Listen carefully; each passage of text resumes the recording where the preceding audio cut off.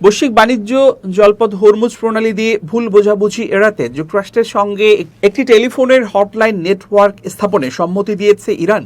দেশটির পার্লামেন্টের স্পিকার ও মুখপাত্র মোহাম্মদ বাঘের গালিবাফ এক সাক্ষাৎকারে এসব তথ্য জানিয়েছেন। সোমবার ইরানের রাষ্ট্রায়ত্ত সংবাদ মাধ্যম ইরনাকে দেয়া এক সাক্ষাৎকারে গালিবাফ বলেন, হরমুজ প্রণালী নিয়ে যুক্তরাষ্ট্রের সঙ্গে আমরা একটি চুক্তিতে পৌঁছেছি। চুক্তির শর্ত অনুযায়ী এখন থেকে যুক্তরাষ্ট্রের সঙ্গে সমন্বিতভাবে হরমুজ প্রণালী ব্যবস্থাপনার কাজটি করা হবে। এ লক্ষ্যে একটি টেলিফোন হটলাইন এবং একটি সেন্টার স্থাপন করা হবে, যাতে হরমুজে কোনো জাহাজ যদি কোনো প্রকার সমস্যার মুখে পড়ে তাহলে যেন হটলাইন সেন্টারে যোগাযোগ করতে পারে।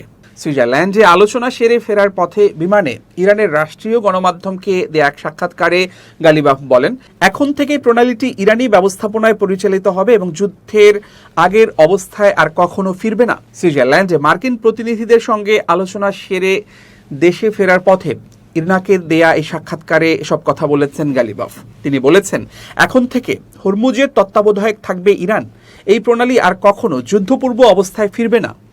উল্লেখ্য, পারস্য উপসাগর ও আরব সাগরকে সংযুক্ত করা 167 কিলোমিটার দীর্ঘ হরমুজ প্রণালী আন্তর্জাতিক জ্বালানি বাণিজ্যের জন্য খুব গুরুত্বপূর্ণ জলপথ। বিশ্বের মোট জ্বালানি পণ্যের 20% এই পথ দিয়ে পরিবাহিত হয়। গত 28 ফেব্রুয়ারি যুক্তরাষ্ট্রের সঙ্গে যুদ্ধ শুরুর পর হরমুজ প্রণালীতে অবরোধ জারি করে ইরান।